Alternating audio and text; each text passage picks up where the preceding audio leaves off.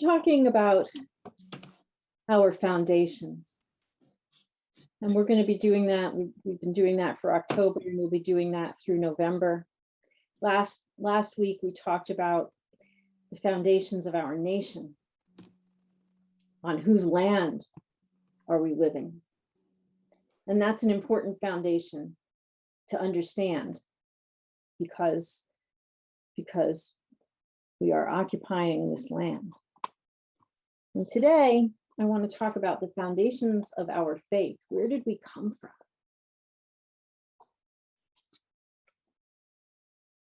It's important to know what we're built upon in order to know where we're going. As with last week, I have a bunch of books that you might be interested in, especially if you're a history buff. And as with last week, I will put the bibliography in the e-news this week. And the first thing I'm going to do is read to you from This Day in Unitarian Universalist History, a treasury of anniversaries and milestones from 600 years of religious tradition by Frank Schulman. October 17th. In 1792, Sir John Bowring was born in Exeter, England. Said to have known 200 languages, he was a writer and linguist who worked as a merchant and public servant. He was also a close friend of the economist Jeremy Bentham and was the first editor of Bentham's radical Westminster Review. Bowring visited many countries to trade and to prepare government reports on their commerce. As a member of Parliament, 1835 to 1849, he promoted free trade and advocated the decimal system for British currency, an idea not adopted until the latter part of the 20th century. He also sponsored legislation to provide equal rights to all religions. Bowring was an active Unitarian layman and served as Foreign Secretary to the British and Foreign Unitarian Association until 1823. He wrote a number of hymns, among them In the Cross of Christ I Glory and Watchmen Tell Us of the Night. He died on November 23rd, 1832. Also on this day in 1846, Henry Whitney Bellows, see June 11th, 1814, a layman at All Souls Church in New York City, published the first issue of The Christian Inquirer, a weekly publication by the New York Unitarian Association. And on this day in 1916, Julia Ward Howe, a Unitarian activist and author of Battle Hymn of the Republic, died at age 96.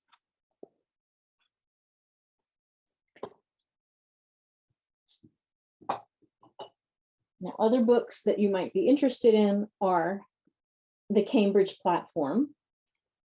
And this is the Contemporary Reader's Edition. Peter Hughes is the editor, but this is a foundational document for the gathered churches, many of which, about, I want to say a third of which, became Unitarian.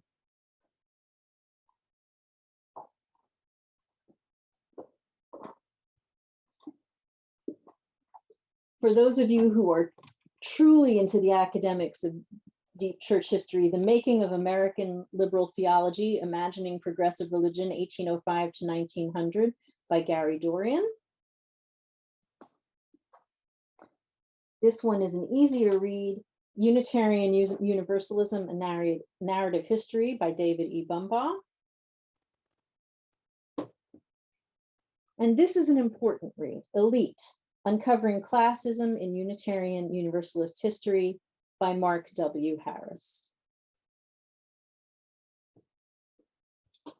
So those are some of the books that you might find interesting relative to what we're going to talk about today.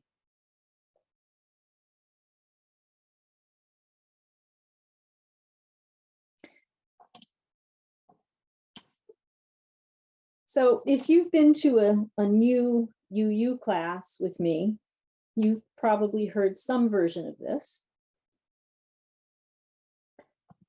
And if you haven't, well, you're going to hear it now. And if you come later, you'll hear it again. Why is it important that we know where we come from? because we tend to go to what we know. And in many ways, it continues to inform who we are.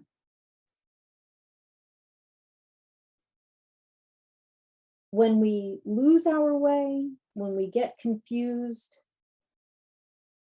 we go back to what our foundations are. There's a scene in the movie, The Hunt for Red October,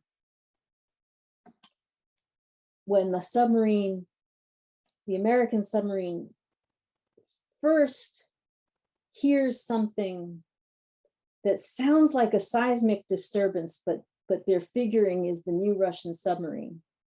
And the sound engineer says to the ship's captain, well, you know, this was developed for seismic purposes. It kind of runs home to mama, if you know what I mean. And that's what we do. We run home to mama. We go to what we know. So it's important to know what home is. And in fact, one prior moderator of the General Assembly of the UUA used to give new congregations a copy of the Cambridge Platform when they became part of the UUA. So where did we come from? Well, the gathered churches in the Massachusetts Bay Colony, the Pilgrims and the Puritans who came over. And by the way, we were taught in school that they were seeking religious freedom. Well, sort of, they had religious freedom. What they were seeking was religious control. Not all that dissimilar to fundamentalists of today who are crying religious freedom, when what they really mean is we want to make sure everybody else has the same restrictions that we have and the same beliefs that we have. So they wanted religious control. What they didn't want were bishops. They didn't want a church hierarchy telling them who they had to have as their ministers. They wanted to choose their own ministers from among themselves. They believed in congregational polity. And the Cambridge Platform outlines a lot of polity, that is, how we choose to gather and govern ourselves. What has that to do with theology? Well, quite a lot. Theology, or what we believe, and polity, how we gather, are very much intermingled.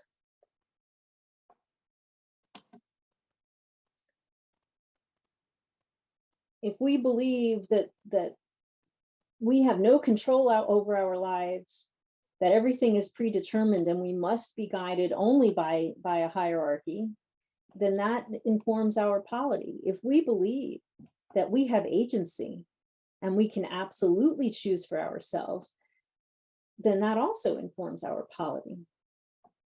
The Cambridge Platform was very clear on this. Congregations had the right to choose for themselves, and we have clung to this fiercely in many matters ever since. The Universalists, as we can see clearly from the Winchester Profession of Faith, less concerned with polity, were much more concerned with the understanding that God is all about love. The idea of universal salvation, that we will all be reconciled to God.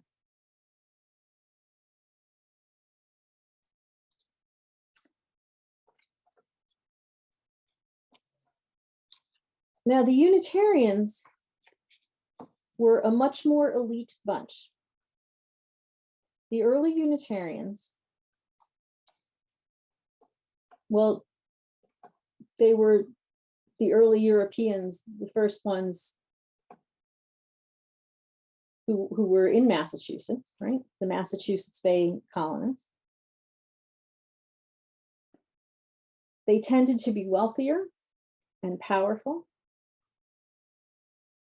And in fact, the Unitarian headquarters were on Beacon Hill. And when the Unitarians and Universalists merged, until just a few years ago, we kept the old Unitarian headquarters on Beacon Hill next to the Massachusetts State House. That was a symbol of the power that not only Unitarians had, but felt in some ways that we were entitled to.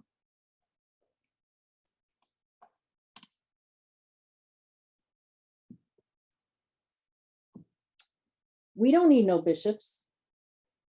We will determine for ourselves. And when the early Unitarian ministers began to meet together, as ministers do, in order to exchange ideas and learn from each other, it made the congregations very nervous. They were afraid of creeping Presbyterianism.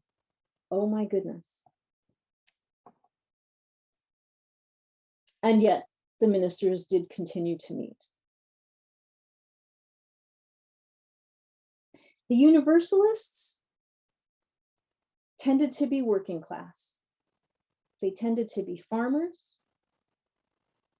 They were not the elite. And they were more concerned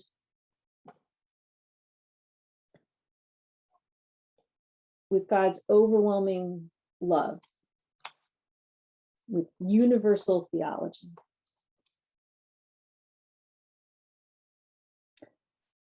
When the merger happened in 1961, now the Unitarians and the Universalists had been doing things together for a long time. There was a common hymnal in 1938. Youth groups had been doing things together for years. And of course, they were both in New England and knew each other and were doing a lot together before then. The Universalists were afraid of being swallowed up by the Unitarians.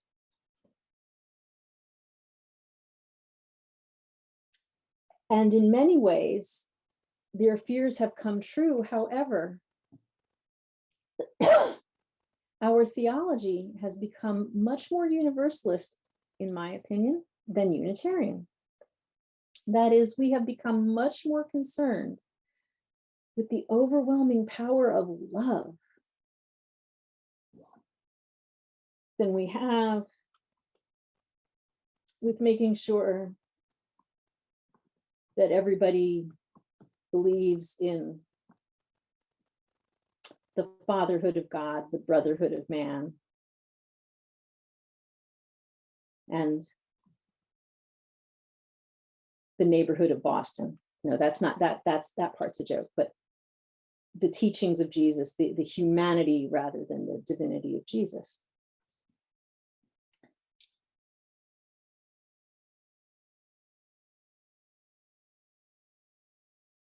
This is one of the reasons, the fear, the Universalist fear that they would be overtaken. This is one of the reasons that I never use shorthand of saying just Unitarian. I am not a Unitarian.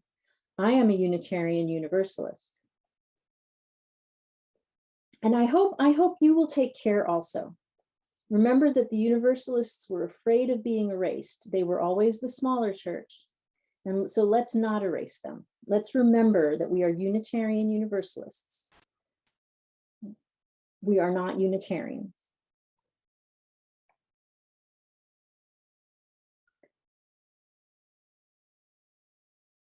So what does it mean that when we lose our way, we go back to our foundations? Well, one of the things that we do when we're not sure how we want to gather or how we should be doing things is sometimes we literally go back to the Cambridge platform and we look at how they talk about how they gathered. We're not the gathered churches of the Massachusetts Bay Colony, and many of the things in here don't apply. But in our reading this morning, there was a lot of wisdom. A lot of wisdom.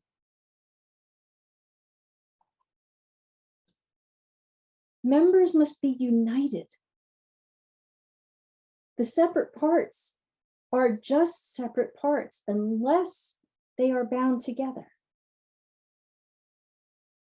Saints by calling must have a visible political union among themselves, or else they are not yet a particular church.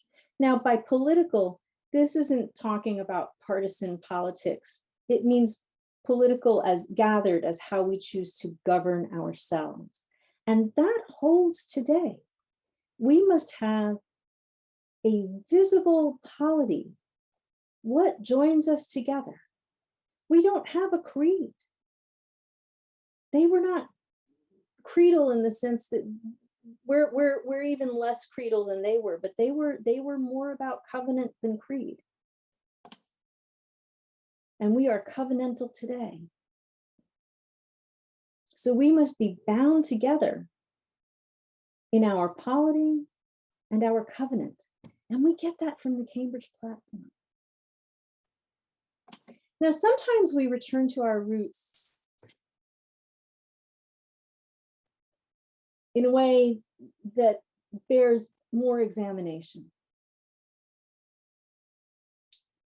Sometimes, in our less shining moments, we can be elitist.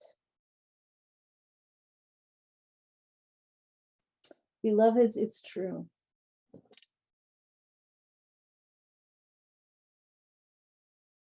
We can, if we don't think about it and don't think about what we're saying, behave in such a way as though we assume, well, of course, everybody amongst us has a college education. Well, of course, everybody here is middle class.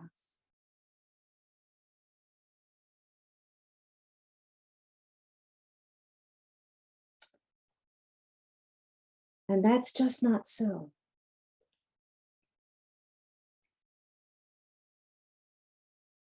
We have congregations in some parts of the country that shut down for the summer because it used to be the habit that everybody would go off to their summer houses for the summer. And they continued to do that for very long times out of habit, not stopping to think that that's actually a very classist thing to do. Some of our assumptions need checking. We inherited this from generations of Unitarians and Unitarian Universalists. We can always examine our past. We should take the things that work really well,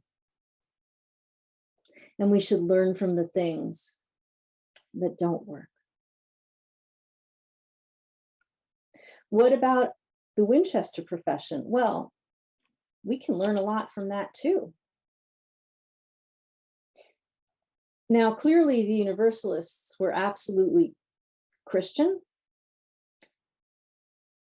and a majority of our UUs do not identify as Christian today, but we can certainly take the message of love and universalism. We believe that holiness and true happiness are inseparably connected, and that believers ought to be careful to maintain order and practice good works, for these things are good and profitable. It says here, unto men. We can use unto people. It is, after all, the 21st century now, not the 19th. But we can learn from that. We can take the good from that.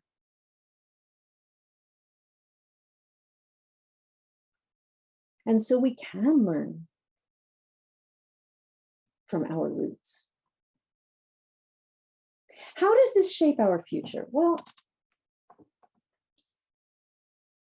beloveds, we need to know where we came from in order to know where we're going. We need to know who we are and what our covenant is and who we want to be together in order to shape where we're headed in the near future and the distant future.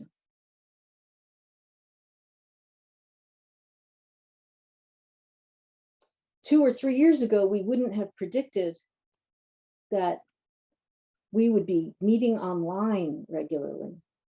And many of you, I know, miss being in person and having that physical connection, and yet we remain connected. We now have a pandemic safety team rooted in our own covenant, our UUA covenant and our UUCLV covenant. We'll be looking into that next week. Rooted in our faith and our mission, helping to keep us safe and looking to the future when we can meet again. We've been talking about that. One of the things that's part of our policy is that in order to meet again in person, when the numbers start to come down, we're going to have to show our proof of vaccination. Now I have mine right here. And you're going to be able to show it in many ways. You can take a picture of it on your phone, or make a Xerox copy of it, or have your actual card with you. We're doing that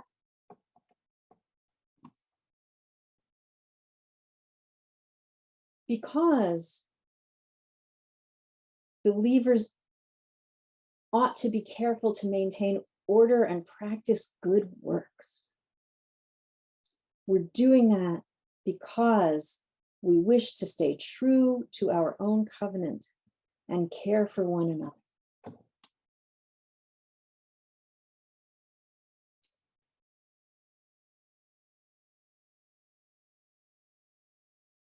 We look to our own mission in deciding the things that we do and the things that we put our energy toward. And that also is rooted in our past. So I ask you to consider the things that you are doing that are rooted in our foundation.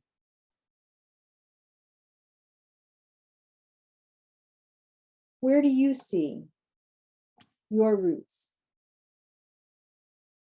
How are you connected to the past of UUCLV, to the past of the UUA, of our Unitarian and Universalist and Unitarian Universalist forebears? And how can we make the beloved community that we seek moving into the future? We are making our own history every day. Namaste.